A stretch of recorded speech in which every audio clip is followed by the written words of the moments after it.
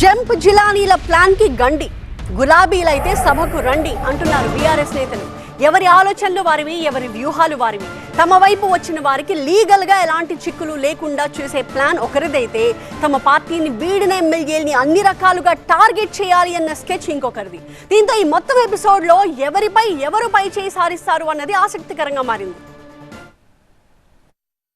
Party మారిన ఎమ్మెల్యేలకు న్యాయపరంగా ఇరకాటంలో పెట్టడంతో పాటు వారిని ప్రజాక్షేత్రంలోనూ ఎండగట్టాలనే ఆలోచనలో ఉంది బీఆర్ఎస్.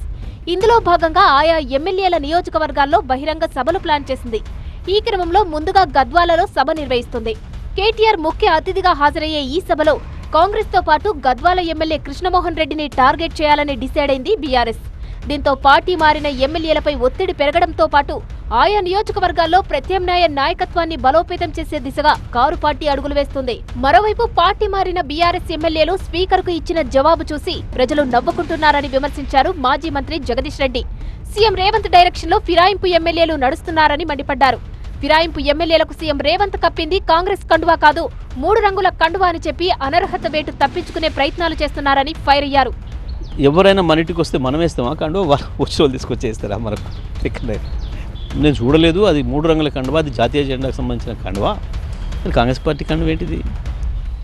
అందరు వేసుకునేది కూడా 3 రంగుల కండువా, జాతీయ కండువా, జాతీయ రంగులు వేసుకుంటారు. ఎవడన్నా జాతీయ జెండా రంగుల కండువా వాడొచ్చా? ఎవడన్నా బయట వాడకూడదు కదా.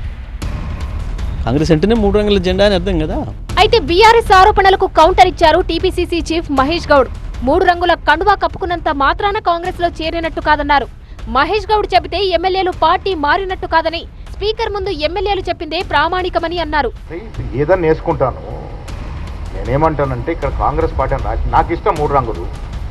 నేను కాంగ్రెస్ వాదిని, పరిపూర్ణ కాంగ్రెస్ వాదిని. ఈ కండువా వేసుకుంటాను, 3 రంగుల కండువా వేసుకుంటాను. ఇప్పుడు మన ఇంటికి వస్తే మనం కొందరికి పచ్చగండ కప్పుతారు. రైతాంగాన్ని ఎవరు వచ్చినా మాకేం కప్పుతారు? రైతులు పచ్చగండ కప్పుతారు, ఒక సింబాలిక్గా కప్పుకుంటారు. అంత మాత్రం నాకు చేరినట్టో, ఇక మహేష్ గౌడ్ స్టేట్మెంట్ ఇచ్చిన కూడా చేరినట్టో అది కాదు. వాళ్ళ స్పీకర్ ముందున్నప్పుడు ఎమ్మెల్యే చెప్పింది పరిమాణికం. మొత్తానికి ఫిరాయింపు ఎమ్మెల్యేల విషయంలో ఇటు బీఆర్ఎస్ అటు కాంగ్రెస్ భిన్నమైన వ్యూహాలతో ముందుకు సాగుతున్నాయి.